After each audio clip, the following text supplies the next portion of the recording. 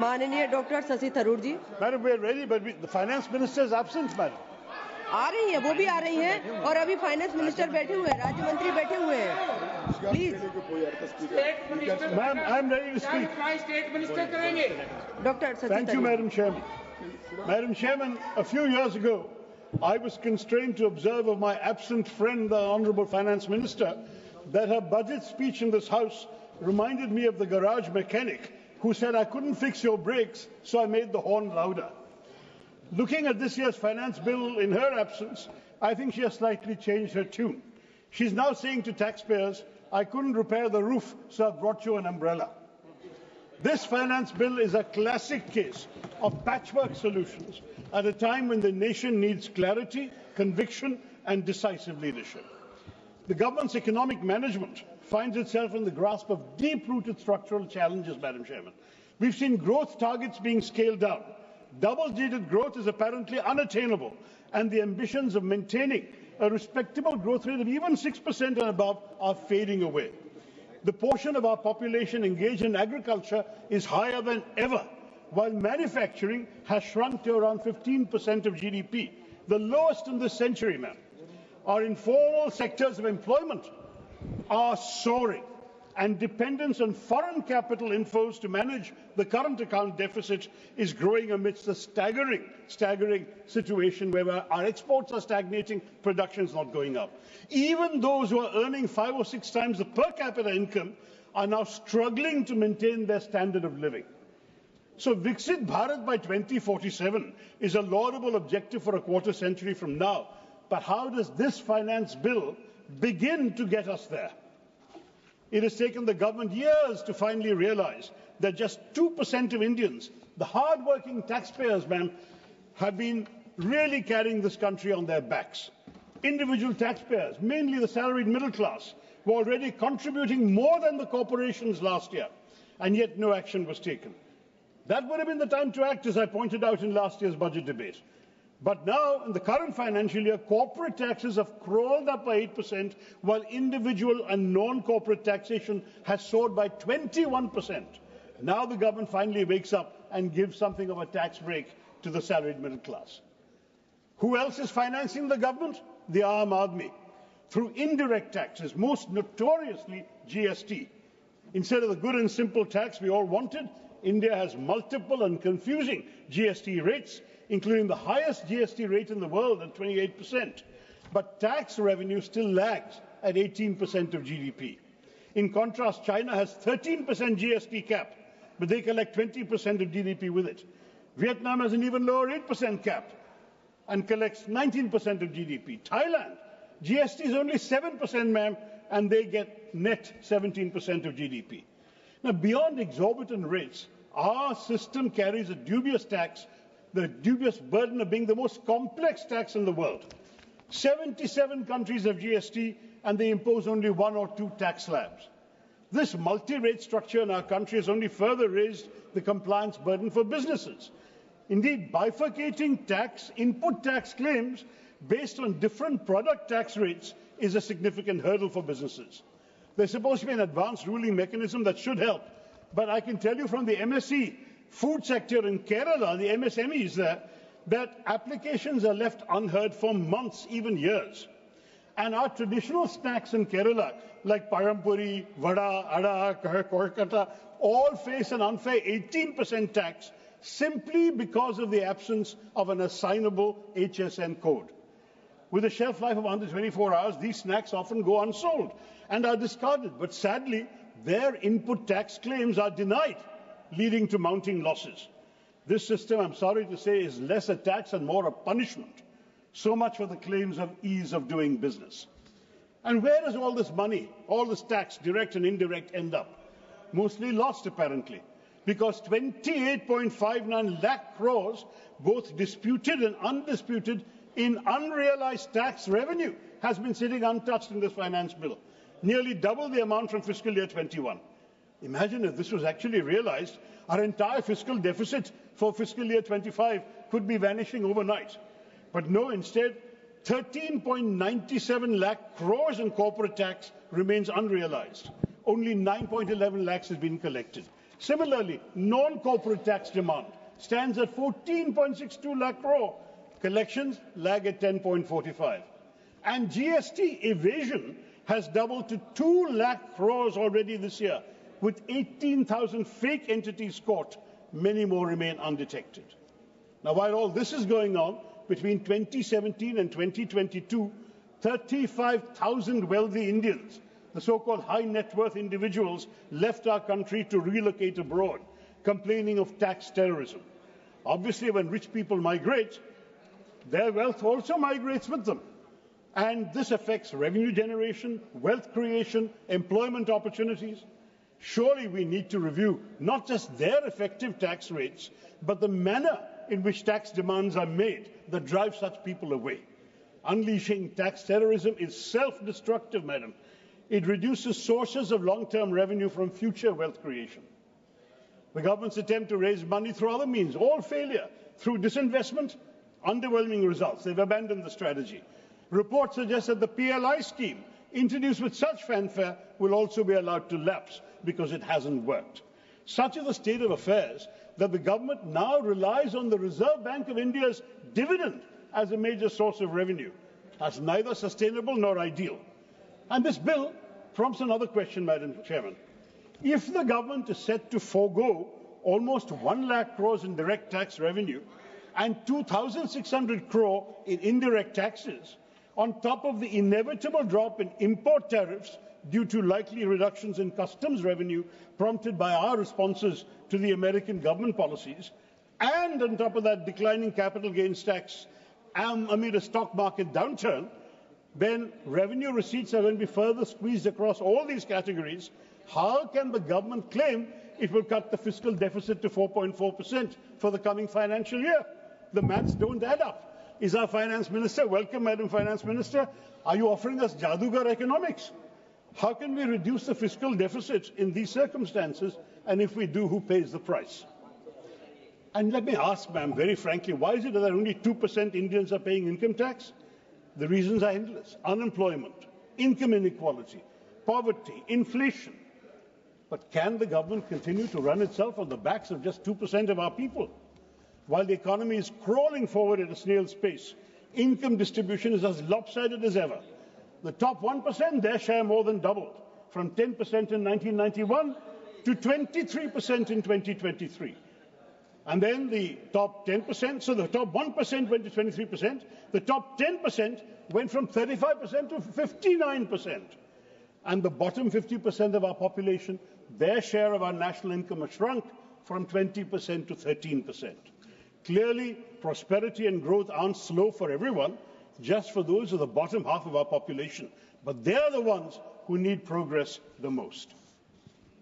Madam Chairman, it's becoming almost painfully repetitive. Every time we talk about unemployment, we're faced with the same grim statistics. Reports predict we need to generate 10 million jobs annually from 2024 to 2030 to keep up with the growth targets. Yet the skill mismatch is glaring. Only half the graduates of our country possess the skills required by industry, leaving a significant gap in their employability. And skill development, sadly, has been a failure. Just look at their placement figures. Now, while unemployment is a concern, the assessment of poverty is troubling for a different reason. The NFHS 5 data reveal that 14.96%, 15% of India's population is multidimensionally poor. Now, shockingly, the government went 11 years without any consumption survey, any expenditure survey, leaving a significant void in assessing poverty levels until it was finally conducted in 2024. But here's the real issue. Our calculation is still based on the 2011 census, especially the sampling frame. An outdated data set, completely unfit for assessing the present socio-economic reality, is what leads the government to say they've defeated poverty.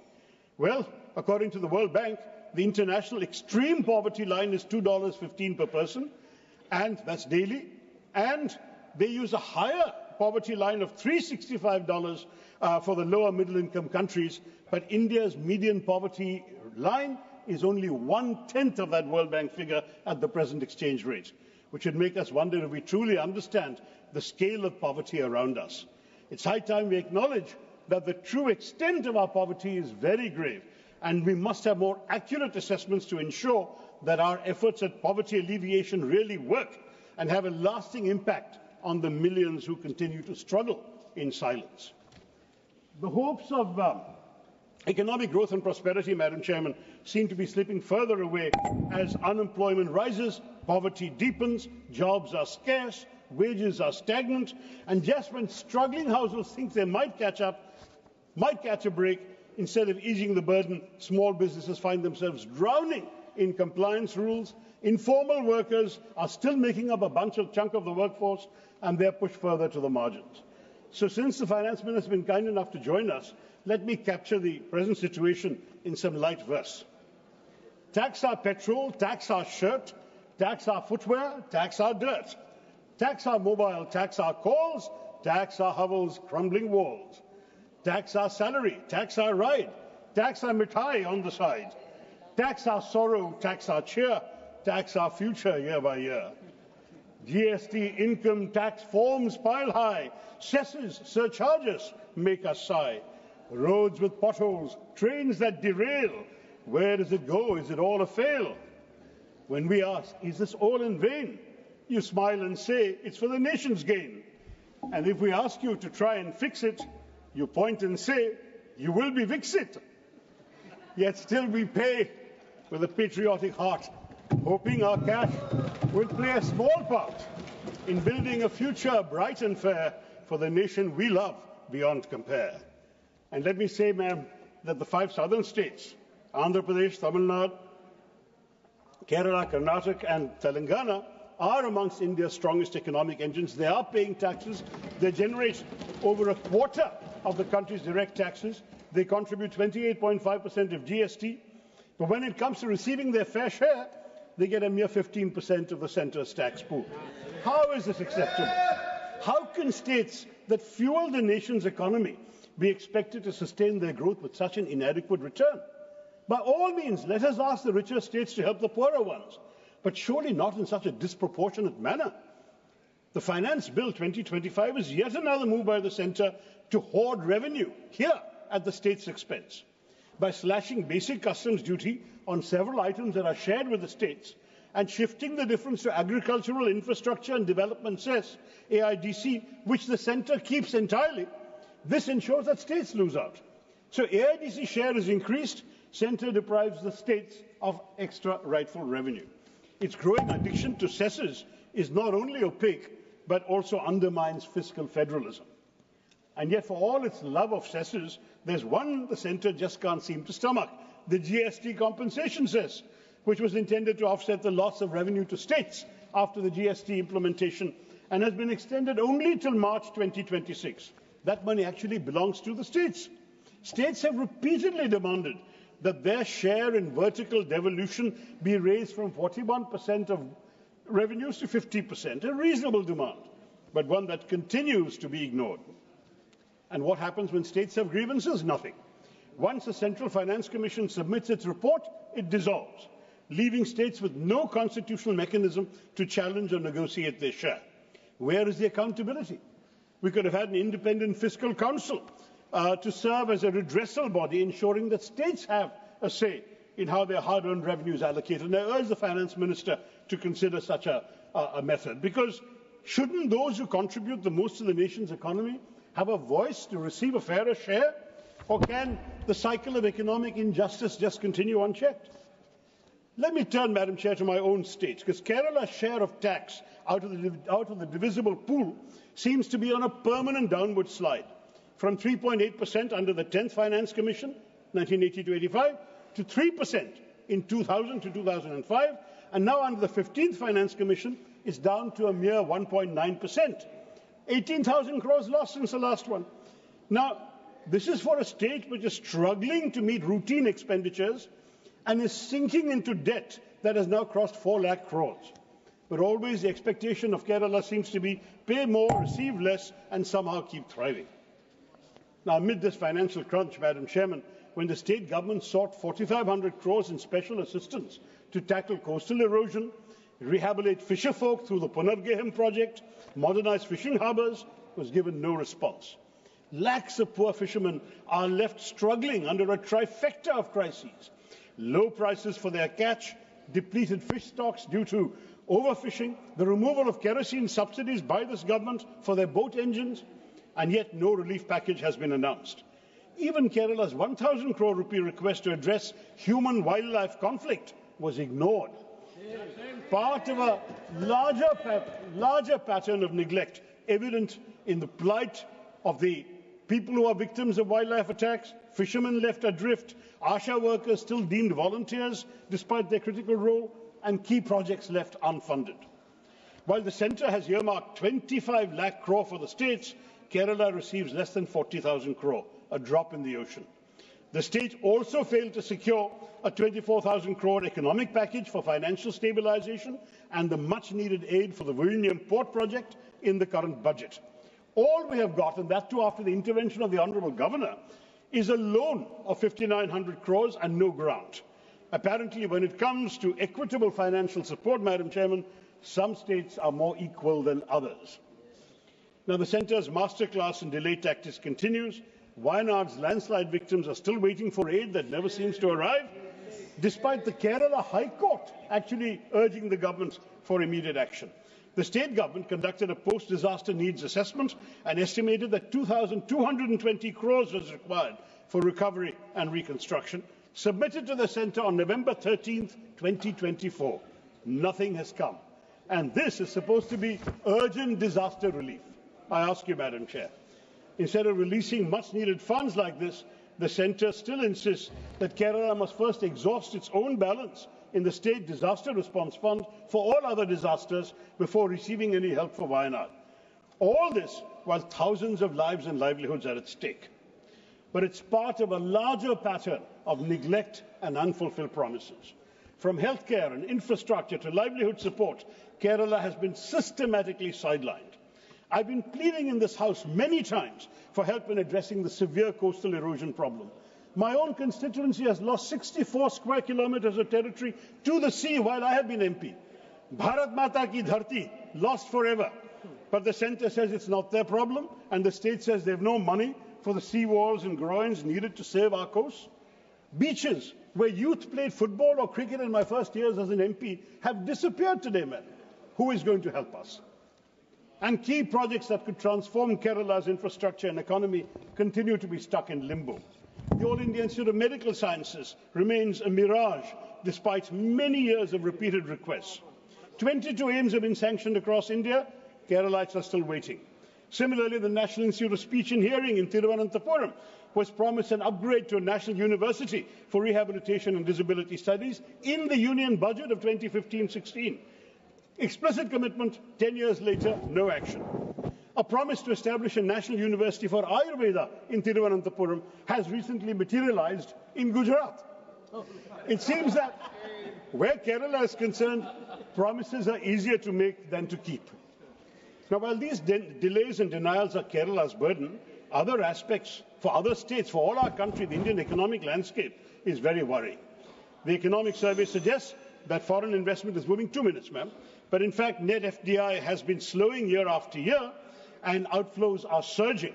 In just April to October last year, a whopping $34.1 billion left the country through disinvestment and repatriation, which is an increase from $26 billion the previous year. India's share of global FDI, even excluding China, is shrinking. But sure, let's keep celebrating token investment announcements while the real money quietly walks out of the door. And it's not just foreign investment that's pulling back. Indian private investment has also been shrinking from 25% of GDP in Dr. Manmohan Singh's time, 2008, to just 13-14% of GDP since 2020. What's the culprit? Weak domestic demand that has dampened confidence and kept businesses from putting their money back into the economy. And we still expect to believe that everything is nice on track for Viksit Bharat. Where are the decisive measures to drive export-led growth, to seize the China +1 opportunity, to revive investments in manufacturing? Does India not wish to absorb the capital leaving China? What are we doing about it? We are abandoning PLI, and this bill offers nothing new to inspire economic confidence. Ma'am, just finished. The service sector alone cannot drive broad-based growth. Industrial expansion is essential to create jobs and build economic resilience, and we must say that there is no large national strategy in this bill to achieve that. To conclude, Madam Chair, we are left with a finance bill devoid of vision and lacking in resolve. The people of India deserve decisive action and forward-thinking policies, yet their aspirations have been set aside. If Viksit Bharat is to come, it will be built by those who are currently unemployed, who have no money to spend, few opportunities to improve their lives. I urge the Finance Minister and the government to think about them. India requires and deserves a strategy that addresses their deepest needs and aspirations, and sadly, we're yet to see one in this bill. Thank you, Madam Chairman, and Jai Hind.